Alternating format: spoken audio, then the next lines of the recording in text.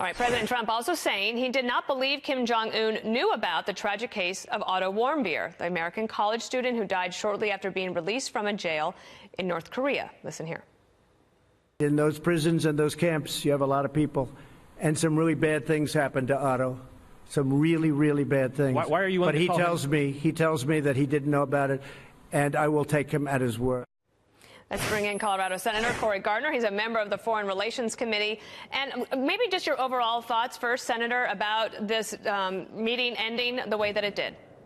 Well, I think you've got a president who's trying to move beyond what I call press release diplomacy, is actually trying to have a conversation with North Korea. Now, you can agree or disagree with that strategy, but what we know is this, that Kim Jong-un hasn't changed his family's position for decades, which is to delay, to stall, and keep the status quo.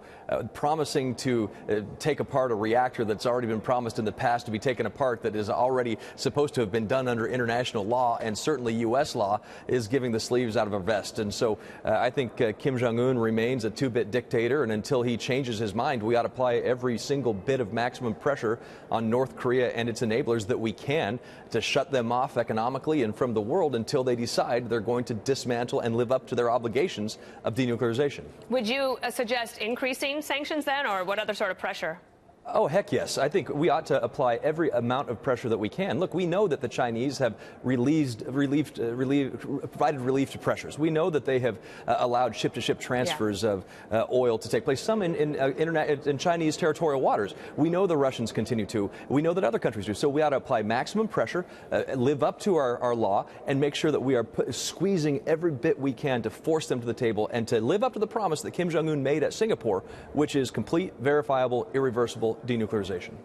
Nikki Haley tweeted about this Otto Warmbier question. She said that Americans know the cruelty that was placed on Otto Warmbier by the North Korean regime. Our hearts are with the Warmbier family for their strength and courage. We will never forget Otto. That is certainly true. And I wonder, when you hear that the president says Kim Jong-un says he didn't know and then he'll take him at his word, I mean, do you take Kim Jong-un at his word? Look, I think I've talked to Fred and Cindy Warmbier, the tragedy that they went through. Look, Otto Warmbier they made a spectacle out of him to the world, accusing him of being a traitor, a spy, and they executed him. The blood of Otto Warmbier is on the hands of Kim Jong-un. There's no doubt in my mind that he knew about it, he allowed it to happen, and the responsibility lies directly with Kim Jong-un. Let me ask you a story about that's closer to home and closer to, of course, I'm from Colorado. That's where you're from. Yeah. So the state legislature just passed a law that says they want to tie Colorado's electoral college votes to whatever the national vote total is, the national popular vote. This is joining 11 other states and Washington, D.C., as you can see here on this map. And Colorado, the new governor, Jared Polis, is expected to sign this measure. And I am, frankly, a little shocked that a small state like Colorado would do this. And I'd like your thoughts on it. Well, this just says that the person that Colorado votes for may not get Colorado votes. We'll go follow New York or California or Texas or Florida. The design of the Electoral College was to give smaller states a voice.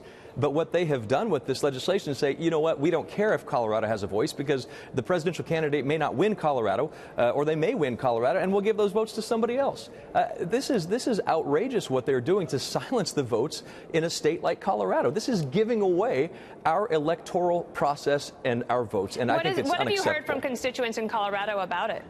Disbelief. There's a lot of people who don't know about this, actually. They've kind of done it quickly at the very beginning of the legislative session. There's a lot of people who are going to be, I think, surprised when the candidate that wins Colorado doesn't get Colorado votes. That's going to be a real shock to a lot of people. It's remarkable. I'm following it here on the Daily Briefing and Fox News as well. Thank you, Senator Cory Gardner of Colorado.